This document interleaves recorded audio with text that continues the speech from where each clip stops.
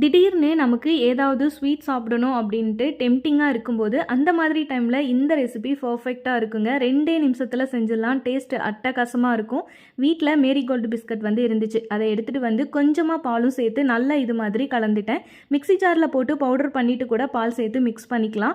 அது கூட 1/2 spoon coffee powder சேர்த்துக்கோங்க. இது ஃப்ளேவர் நல்லா இருக்கும். இந்த மாதிரி சேர்க்கும்போது பணியாரக்கல்ல லைட்டாக நெய் சேர்த்து நம்ம ரெடி பண்ணி வச்சுருந்த மிக்ஸை பாதி போல் சேர்த்துக்கோங்க. இது மாதிரி இந்த மாதிரி பாதி சேர்த்துட்டு அது கூடவே நம்ம வீட்டில் என்ன சாக்லேட் இருக்கோ அதை சின்ன சின்ன பீசஸாக கட் பண்ணி சென்டராக வச்சுக்கோங்க. இதே மாதிரி எல்லா பணியாரத்துக்கும் வச்சுக்கோங்க. அதுக்கப்புறமா அதுக்கு மேலே ரெடி பண்ணி வச்சுருந்த மிக்ஸை க்ளோஸ் பண்ணிக்கலாம். சாக்லேட் ஃபுல்லாக கவர் ஆகிற மாதிரி க்ளோஸ் பண்ணிக்கோங்க. அவ்வளோதாங்க. 2 சைடும் ப்ரௌன் ஆனதுக்கப்புறமா எடுத்துக்கோங்க. நம்ம சாக்லேட் பணியாரம் ரெடி ஆயிடுச்சு. 2 நிமிஷம் போதும். இதுக்கு கண்டிப்பாக ட்ரை பண்ணி பாருங்கள். டேஸ்ட்டு வேறு லெவலில் தாங்க இருக்கும்.